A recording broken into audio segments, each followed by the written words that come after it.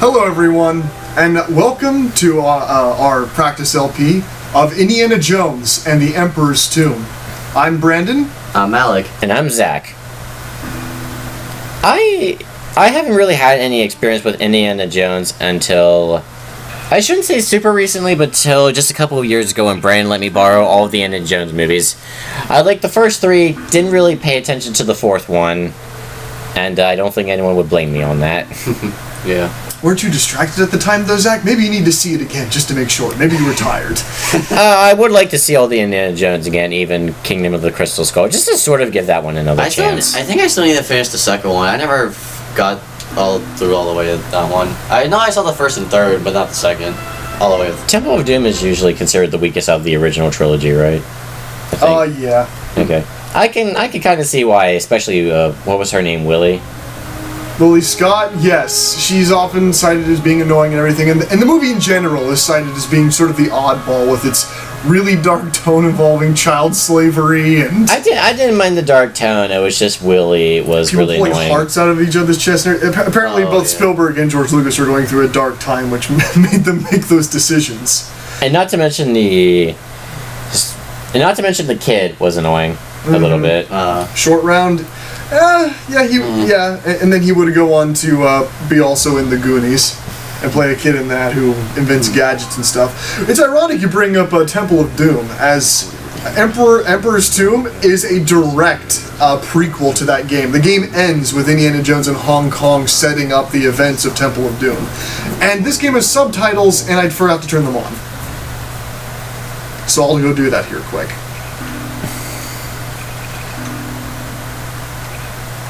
Sweet, and done. So here we are to find the entrance to the Lost City. That's incredibly specific. Yeah, well, it's not so lost if he knows where the entrance is. How I would describe the controls in the gameplay of Emperor's Tomb is sort of like a simplified version of Tomb Raider. You automatically climb, but you also have to judge your timing. The controls are a little bit stiff. It makes sense considering who Indiana Jones is in the end. He is, well, a Tomb Raider. Whoa, you took falling damage from that? What? Oh, yes. Oh. Falling damage is very easy to take in this game. And also being an Indiana Jones game, yes, we could go on that way and continue, but there's also secret areas. Exactly. Oh yeah, he wouldn't be much of an explorer if he, well, didn't explore. Also, isn't there always a secret behind a waterfall? Yes, in most games. When I first played this, I immediately checked that. I forget who plays him, but it's not Harrison Ford here. Yeah, Harrison Ford is the actor for all four of the Indiana Jones movies. Yes, and his bill would probably be not enough for them to keep the budget of this game. Okay, I want $4 million. No.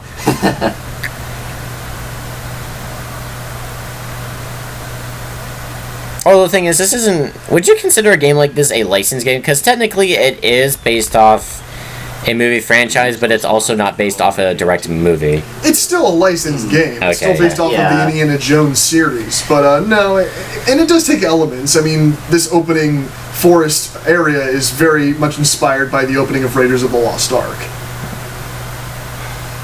Even though I have seen all the Indiana Jones movies, if I forget something, again, it has been quite a long time. But yeah, from what I remember, I do remember liking the three movies, even Temple of Doom. Whoa!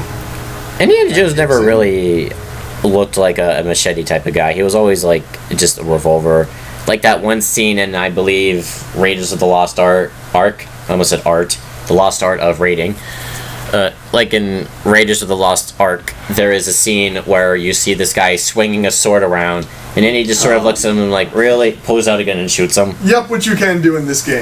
This is how Indiana Jones' inventory works. You use the D-pad to cycle through your different stuff. You use the up button to the up on the directional pad to equip that item, and then you can press down at any time to put that back in.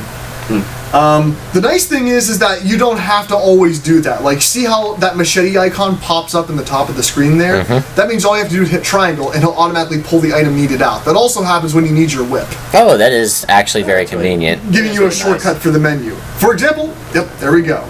And then it works as you would expect it to. Hold down X, and swing across. I do wonder why Indiana Jones chose a whip as his main weapon. I mean, don't get me wrong, he rocks it pretty well. Well, in Indiana Jones and the Last Crusade, there's Oh a scene. yeah, I think there is like an explanation for it. Wasn't he given it? He wasn't given it. He was like in a what was it? He was in like a train car, and there Of was like circus animals? yeah, and he fell inside one with a lion, and he picks up the whip trying to fight the lion, and he ends up just hitting himself with the whip. No. I'm guessing that just adapted later on, but yeah, he kind of just grown used to the whip, which he uses to swing across a lot of things. It's just an iconic part of his character. Also, what is it with Harrison Ford and playing like greedy characters who do things for money? I wouldn't say Indy's as greedy as Han Solo. He's mostly just looking for. Well, like I shouldn't say like they're entirely based on greed because they're like still good guys, but they're also Yeah. they're also not afraid to get into a fight and kill a motherfucker if they have to. Indy's also an archaeologist. He's doing Yeah. this for just the fun of the history. Oh, I know. He did say he'd be a rich man if he got out of this alive. Battle system in this game is I really like it. It's now the enemy AI is a little random, but it's also very smart. I like that little kick, and I don't know why. There's something that you don't really say for a lot of games anymore. Is how great the AI is. Normally, when you're talking about that, you're talking about some sort of third-person shooter. But no, not here. The enemies are pretty intelligent. They will pick up any nearest weapon in the room. They can knock you down and take your weapons. If you knock them off a ledge, they'll grab onto that ledge and pull themselves back up. It's thankfully they can't swim, so if you knock them into water, they pretty much just drowned. It is actually nice for a PS2 game. I always thought that I know it's been about a year since the PS4 and Xbox One was released, right? Yeah, just about. I would say that I mean the new graphics are nice, but I would say to really show that we're in a new era of gaming, I think having better AI or just more happening on screen is a better showcasing. Like, just show the power of the gameplay, I guess. Yeah, I would agree with that, because rather than just, oh, look at how much hair we can now add on this guy's arm. It's thing with like PCs, like where they say like, oh, look at us, we can make amazing graphics, but it doesn't really matter if the games aren't good. Then like, I mean, I'm not saying there isn't any good games on PC. It's sort of like how I think the new Tomb Raider game has like hair physics on the PC version, that if your computer's not powerful enough, it would just cause everything to lag horribly. Yeah. Oh, yeah. I mean, it looks nice, but like, I think hair physics, while I mean they look more realistic, aren't exactly entirely necessary. It's not like if her hair moves unrealistically, it's just going to take me out of the game completely. This game was developed, well, the game takes many elements from a previous 3D Indiana Jones game, Indiana Jones and the Infernal Machine from the late 90s, early 2000s. The game was actually, unlike that game, was not developed by LucasArts. Emperor's Tomb was developed by a developer called The Collective, who before this made a Buffy the Vampire Slayer game for the Xbox, which used basically Indiana Jones's combat system. Emperor's Tomb combat system is a modified version of Buffy the Vampire Slayer's engine. Oh, okay, then I should look up Buffy then, because I think I heard of a Buffy the Vampire Slayer game, but I wasn't sure if it was good or bad. That game has gotten better reviews than this. Oh, okay. Well, to be fair, Emperor's Tomb has never really gotten a good reception, which is a shame, because I think it's a really good game that successfully captures the feel of Indiana Jones, makes you really feel like the character. Really? I don't see anything really. I mean, like, maybe it's not like super amazing excellent, but yeah, like you brought up the AIs. Like, you saw he was about to fight that one AI, and instead of going fisticuffs, he grabs the nearest chair and starts to attack. Yeah. I like it when enemies decide to try to use the weapons that you drop or that are just around to their advantage. Yeah, it uses many elements you would normally find in a beat-em-up and incorporates them into the combat. Oh, yep. Careful. The pressure plates. Yep. Ugh, there we go. wouldn't be Indiana Jones without the traps. Yeah. And there are plenty of those in this game, and tons of variety. Are any of them really, like, dickish? Would you say you've looked at one and go, okay, how am I supposed to know that was there? Sometimes. Especially here on the PS2 version, where the textures and the graphics in general are a little more, because I played both the PS2 and the Xbox versions, and I'd say the Xbox version definitely runs smoother and is a little easier to pick out certain things, which is why, and I mean, this is partly based on convenience of how it's going to work with how we're recording this LP, but I'm showing off the PS2 version here. For the rest of the parts, we're going to be using the Xbox version of Embers 2. I think the Xbox version runs better, but there really isn't anything that bad about the PS2 version. It's just that when you get into the later levels with bigger areas and a lot more going on, the frame rate goes to shit.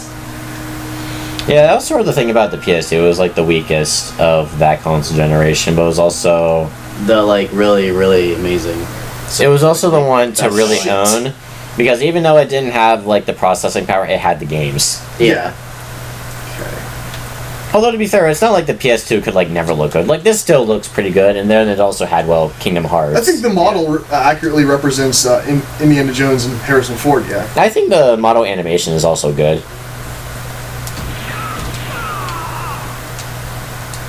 And this has a cover-based shooting before that was like really popular, wasn't it? Yeah, I mean, it's a lot more clunky than, like, you know, Uncharted, where you, like, would duck behind something, then hit the L1 button to duck out. Here, it's press triangle to slide up against a wall, and then, you know, you move across it. And then when you're up against an edge, you can use whatever corner you're at, L1 or R1, to look around it. And if you have a weapon equipped, like a gun, he'll just automatically go around the corner, and yes, you shoot with auto-targeting. Some weapons you can pick up and equip to your inventory. Others, Indy will just drop. Like, you'll find other you saw the machete I got, and he'll find other machetes, but of course he'll drop those because he already has one.